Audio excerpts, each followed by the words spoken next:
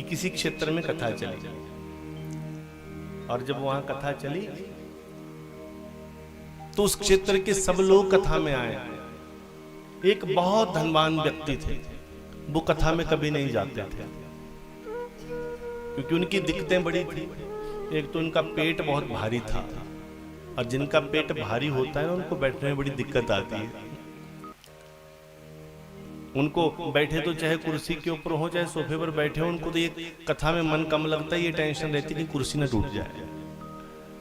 तो उनका लाला जी का पेट बहुत बड़ा था, शरीर बड़ा विशाल था, वो कभी कथा में नहीं जाते थे, बिल्कुल नास्तिक। उनके लिए तो एक ही था, बोला धन ही सब कुछ है।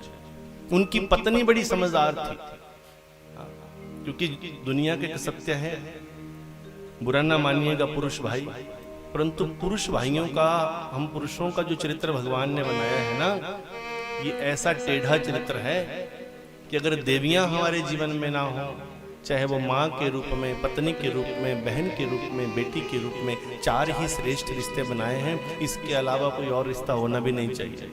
बोला किसी भी महिला की तरफ आपका केवल देखो 4 ही रिश्ते संसार में, एक माँ का रिश्ता, एक पत्नी का रिश्ता, एक बेटी का, एक बहन का, 4 रूप में वो नारी हमारे संग रहती है। और नारी ये देवी अगर पुरुषों के साथ ना हो तो पुरुष भाइयों का चरित्र तो इतना टेढ़ा बनाया है कि व्यक्ति सुबह उठकर ब्रश भी नहीं करेगा। उनको ब्रश करने के लिए भी कोई धक्का मारता है तो कौन? क्या राकेश जी, बात सही है गलत है? सही है ना, मानते हैं ना इस बात को? हाँ, बहुत अच्छा, राकेश जी के लिए तालियां बजाइए। चलिए, कम से कम अपनी पत्नी की तारीफ तो कर रहे हैं। थोड़ा बेटा इसको बैलेंस करो, थोड़ी आवाज खराब आ रही है, सॉफ्टनेस दो, अच्छे सॉफ्ट। तो देवियों का चरित्र बड़ा अच्छा है। तो पत्नी बड़ी चिंतित रहती थी उन लाला जी की, बोला पूरा दिन पड़े रहते हैं, बस पैसा पैसा पैसा। अरे कभी भगवान का नाम जप लिया करो। अब लाला जी भगवान के नाम पर तो बिल्कुल बुखार आ जाए, और अगर कोई ये कह दे जाओ कथा में चले जाओ। आप लोगों में भी वैसे मुझे ऐसे चेहरे दिख नहीं रहे, पर हो सकते इक्कड़ दुक्कड़ यहाँ भी ऐसे होंगे कि जो कथा में आने के लिए तैयार नहीं थे, पर घर वालों ने बोला घर में तो तुम कुछ काम करोगे नहीं, जाओ कथा में हाजिरी लगा के आओ, हम काम कर। क्योंकि कथा में ज्यादातर किसको भेजा जाता है? देखिए, कथा में एक तो भगवान का जो प्रिय भगत हो उसको कथा मिलती है, या बिल्कुल कोई निकम्मा व्यक्ति है उसको कथा मिलती है। बोला घर में तो कुछ करेगा नहीं, कथा में हाजिरी तो लगानी है, जाओ इसको भेज दो कथा। तो लाला जी बड़े नास्तिक व्यक्ति, कभी कथा में नहीं जाते। पत्नी रोज कहती, भगवान से प्रार्थना करती, बोला मुझे ऐसा नास्तिक पति मिला, पूर्व जन्म के कितने पता नहीं कितने जन्मों का पुण्य प्रताप होगा जो ये भगवान की कथा मिली, मानस का चोला मिला, सत्संग सुनने को मिला, कान मिले, आंखें मिली। अरे जाओ कथा सुनकर आओ। अब लाला जी फिर ना जाए, और जब लाला जी ना जाएं तो पत्नी बड़ी चिंतित, बोला पत्नी किसे कहते हैं? देखो क्या कहा गया, धर्म पत्नी। क्या कहते हैं? वास्तविक जो शब्द है वो क्या है? धर्म पत्नी। और धर्म पत्नी किसको कहते हैं बताओ? बेटी टेरिबल थोड़ा कम करो, सब मुझे सिखाना पड़ेगा। टेरिबल थोड़ा कम करो, थोड़ा सा बेस बढ़ाओ, हल्का सा डिले छोड़ो। श्री राधे, जय जय श्री राधे, जय जय श्री राधे। पत्नी कौन? धर्म पत्नी का अर्थ क्या है? 2 प्रकार की पत्नी कही गई है, एक काम पत्नी है, एक धर्म पत्नी है। काम बोले तो डिजायर्स, हमारी इच्छाएं, संसारिक इच्छाओं को पूर्ण करने के लिए, संसारिक भोग विलास के लिए, ज्यादा से ज्यादा संतान की उत्पत्ति के लिए जिस पत्नी को लाया गया हो, केवल उसका इतना ही काम है, संतान उत्पत्ति और भोग विलास, तो उसे कहा जाएगा काम पत्नी। बेटे ध्यान दो, ध्यान दो, दे दो ध्यान, कृपा कर। आपको लग रहा है कुछ मैं क्या कहना चाह रहा हूँ? आपको पता लग रहा है मैं क्या कह रहा हूँ? करवाओ। बहुत छल हो रही है, तीखी आवाज आ रही है, अच्छे से ध्यान दे दो, एक बार जैक चेंज कर दो।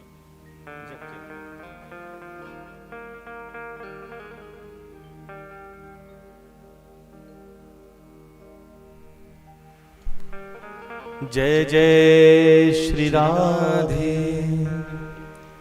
जय जय श्री राधे, जय जय श्री राधे श्याम, जय जय श्री राधे श्याम। जो कामाचरण के लिए लाई गई हो वो काम पत्नी है, और जो धर्म के आचरण के लिए लाई गई हो उसे धर्म पत्नी कहते हैं। तो धर्म पत्नी का कर्तव्य क्या है? अपने पति को धर्म का आचरण करवाना।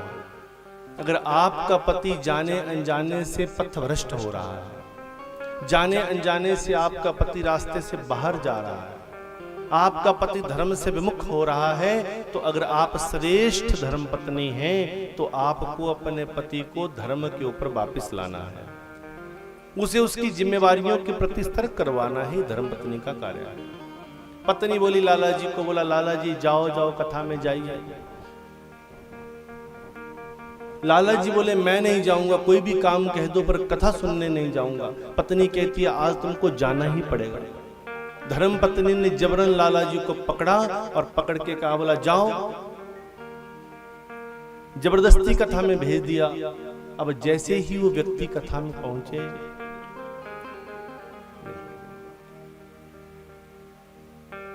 जैसे ही कथा में पहुंचे तो सब लोग बड़े हैरान हो गए। बोला ये क्या बात हो गई? जिनको कभी आज तक जिंदगी में कथा में नहीं देखा वो भी आज कथा में आए। और सिद्धयोगी धाम की कथा जहां चले यहाँ ऐसा बड़ी बार होता है कि सिद्धयोगी धाम की कथा में वो लोग कथा में आते हैं जो कभी जिंदगी में कथा में ना गए। पहुंच गए लाला जी कथा में, जब सारे लोग गांव के बड़े हैरान हो गए। बोला ये तो कभी कथा में आते नहीं थे, आज क्यों कथा में आए? तो सब लोग खड़े हो गए। इतना धनवान व्यक्ति, इतना वीआईपी। बोला आइए आइए आइए आइए। सब क्या कहने लगे? आइए आइए आइए आइए आइए। और लाला जी बड़े खुश हुए। बोला देखो हमारी तो बड़ी अवभगत हो रही है। सब लोग कह रहे हैं आइए आइए आइए। और जब लाला जी वहां से आने लगे आइए आइए आइए, तो दो चार लोग जो यहाँ पर बुद्ध लोग बैठे थे उन्होंने सोचा भाई बड़ा धनवान व्यक्ति है, बड़ा वीआईपी है, तो वो भी खड़े हो गए, जगह कर दी। बोला बैठिए बैठिए बैठिए बैठिए। और दूसरे बोला नहीं नहीं ऐसे मत बैठिए। बोला बड़े आदमी हैं, इनकी पीठ के लिए सहारा चाहिए। ऐसे कोई स्पीकर का सहारा लेकर बैठा दिया। बोला बैठिए बैठिए बैठिए। स्पीकर की आड़ लेकर बैठ गए। कथा चलने लगी। अब लाला जी थोड़ी देर बैठे। अब वजन भी ज्यादा था, पेट बहुत भारी था, गर्मियों का मौसम था। गर्मियों का मौसम हो, हल्की हल्की लू भी चल रही हो, पंखे भी गर्म हवा दे रहे हो, ऊपर से सहारा ले लिया हो, पेट बहुत बड़ा हो, तो सामान्य सी बात है कि ये विकेट ज्यादा टिकने वाली नहीं है। समझ लीजिए कि ज्यादा से ज्यादा 5-7-10 मिनट के अंदर लाला जी पहले तो धीरे धीरे देखते गए।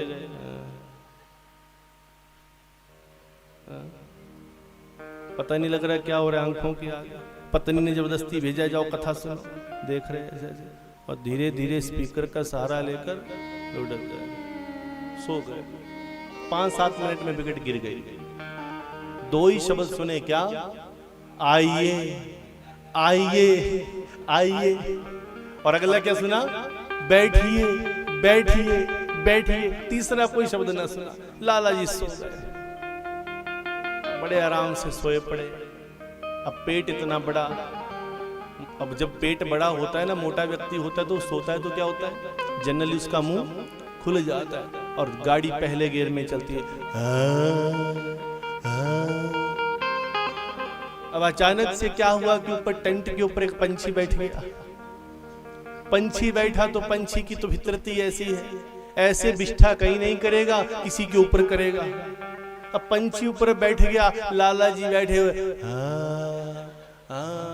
पंछी ने बिष्ठा की, वो मुंह में चली गई। अब लाला जी को क्या पता, लाला जी फिर सो गए। शब्द क्या चल रहे? बोला कहाँ आए हैं कथा सुनने? आइए बैठिए आइए बैठिए। अब बहुत देर हुई, कथा पूरी चली, बिल्कुल रंगारंग कार्यक्रम हुआ। लाला जी का रंगारंग कार्यक्रम तो बिल्कुल निद्रा में चल रहा है, उनको कुछ नहीं सुनाई दे रहा है। कथा विश्राम हो गई, सारे लोग धीरे धीरे जाने लगे, और तो और जो कथा कर रहे थे वो भी चले गए। अब सबने सोचा इतना वीआईपी आदमी, अब इतने बड़े वीआईपी आदमी को कैसे कहें कि उठ जाओ, ऐसा तो कह नहीं सकते। अब लाला जी बिल्कुल स्पीकर के साथ बैठे हुए, और जैसे ये पीली कमीज वाले हमारे भाई बैठे हैं ना, मोर पंख वाली शर्ट पहनी है इन्होंने, तो ऐसे ही भाई साथ में बैठे थे। अब वो उनके बड़े प्यार करते थे, उनसे उनके चमचा टाइप थे, उनके बड़ी इज्जत करते थे उनकी लाला जी की। अब वो बैठे हुए साथ में, सारा पंडाल खाली। अब इन्होंने सोचा इनको उठाऊं कैसे, सब लोग चले गए, उठाऊं कैसे, तो इन्होंने चरणामृत उठाया, लाला जी को उठाया, लाला जी उठो, बोला लो चरणामृत ले लो। लाला जी नींद में ही हाथ किए, चरणामृत डाला, अब फिर सो गए। अब ये बोले लाला जी उठिए, बोला भाई मजाक कर रहे हो, कथा हो गई क्या? बोला हाँ कथा हो गई। पर कथा हो गई पर ऐसा मजाक क्यों करते हो? पहले नमकीन चरणामृत दिया, अब मीठा दे रहे हो, अब मीठा चरणामृत दे रहे हो। अब ये व्यक्ति क्या जाने कि मैंने नमकीन तो दिया ही नहीं। बोला लाला जी मैं तो एक ही बार चरणामृत दिया। बोला कथा विश्राम हो गई। बोला विश्राम नहीं, सारे खाकर भी चले गए। अब लाला जी ने आंखें खोली, ये व्यक्ति बैठे हुए साथ में पीली कमीज पहन के, भगवान के दास। अब बोले लाला जी उठिए उठिए। अब जैसे बोला भाई तुम क्यों नहीं गए जब सब चले गए? बोला महाराज कृपा कर दो, मैं भी चला जाता, पर आपके नीचे जो ये दरी बिछी है ना, ये मेरे वाली है, मैं इसको लेकर घर जाऊंगा। नीचे पंडाल में जगह नहीं थी, अपनी दरी लेकर आया हूं। अब दरी खींची। बोला अब? लाला जी बोले अब? बोला वो कुछ नहीं, जाइए। अब शब्द कितने सुने कथा में? आइए, बैठिए और जाइए, नमकीन चरणामृत खाइए। चले गए, लाला जी घर पहुंचे। अब पत्नी ने बोला बड़ी खुशी की बात है, मेरे स्वामी पहली बार कथा में गए और पूरा 4 घंटा लगाकर आए। क्योंकि औरों की कथा 3 घंटे की, इनकी तो 4 घंटे की। 1 घंटा बाद तो उठाया इनको। तो पत्नी ने कहा बड़ी अच्छी बात है, बड़ी खुश हुई, आरती उतारी, मेरे स्वामी आज कथा सुनकर आए हैं। आज मेरे स्वामी, मेरे भगवान, मेरे परमपिता परमेश्वर ने इतनी कृपा की है कि मेरे पति परमेश्वर भी आज धन्य हो गए हैं। पत्नी को क्या चाहिए? मेरा पति अच्छे रास्ते पर चले। ये मोटा भाई सोचते हैं पत्नी पता नहीं क्यों तंग करती है। पत्नी और कुछ नहीं चाहती, पत्नी चाहती है अच्छा कर्म करो, मांस मदिरा को छोड़ दो, भगवान का भजन करो, ये चाहती है पत्नी। और थोड़ी ना पत्नी कुछ चाहती है। रात को लाला जी सो गए। अब पत्नी बोली, बोला क्या सुना? बोला गुरुजी ने 3 शब्द दिए। पत्नी बोली गुरुजी 3 शब्द तो कभी नहीं देते, गुरुजी तो 5 शब्द देते हैं, ये 3 शब्द सुने। बोला क्या शब्द? बोला नहीं, गुरुजी ने बोला शब्द कहीं बताना नहीं होता है। बोला तो ऐसा करो मेरे स्वामी, इन 3 शब्दों को जपना शुरू कर दो। अब लाला जी इतने आलसी आदमी कि वो क्या जपे, पर फिर भी पत्नी ने धक्का दिया, बोला करो, भजन करो। अब लाला जी सो गए। रात्रि को बिस्तर पर इतना बड़ा पेट, आइए आइए, बैठिए बैठिए, जाइए जाइए। नींद आ गई। रात के 1:30 बजे एक चोर घर में घुसा। बोला लाला का घर है। एक चोर घर में घुसा, धीरे से खिड़की खोली, अंदर आया, धीरे धीरे पांव दबा दबा कर चल रहा था। लाला जी खराटे मार रहे थे। जैसे ही चोर, इत्तेफाक देखो, कोइंसिडेंस देखो कि जैसे ही चोर ने खिड़की के अंदर पैर रखा, लाला जी बोले आइए आइए आइए। अब चोर ने सोचा मतलब ये है कि मुझे देख लिया है। चोर मुड़ने लगा वापिस, तो लाला जी बोले बैठिए। चोर डर गया, बोला अब तो पकड़ा जाऊंगा, भाई बोल दिया है तो बैठना ही पड़ेगा। जब बैठ गए, चोर बोले माई बाप मुझे माफ कर दो, मैंने कुछ नहीं किया, मैंने कुछ नहीं किया। लाला जी ने फिर लंबा खराटा भरा, बोला जाइए। चोर जाने लगा। तब फिर अगला शब्द आया आइए। चोर वापिस आया, बैठिए, बैठ गया, जाइए। बोला आज लाला जी ने मेरी क्लास ले लिया। आया, पैर पकड़ लिए, बोला मालिक मुझे माफ कर दो, जैसे ये बातें चल रही, चोर बोला मालिक बात माफ कर दो, तो पत्नी की आंख खुली। पत्नी ने आकर एकदम से कहा, अरे ये क्या चोर, पकड़ा एकदम से दबोच लिया। बोला चोर पकड़ा गया। लाला जी उठे, बोला मैंने नहीं पकड़ा। बोला लाला जी आपने तो बोला आइए बैठिए जाइए। तो लाला जी बोले मैंने तो कुछ बोला ही नहीं। तो पत्नी बोली तो क्या कह रहे थे? बोला तुमने तो कहा था गुरु जी के शब्द को रटते रहना, ना उसी को रट रहा था। तो पत्नी सब जान गई। बोला क्या शब्द था गुरु जी का? बोला गुरु जी का शब्द सुना कहाँ, लोगों ने जब गया तो बोला आइए, लोगों ने कहा बैठिए, बाद में कहा जाइए। कथा तो सुनी नहीं, कथा तो पता ही नहीं चला गुरु जी ने कब सुनाई। तो पत्नी ने बोला देखो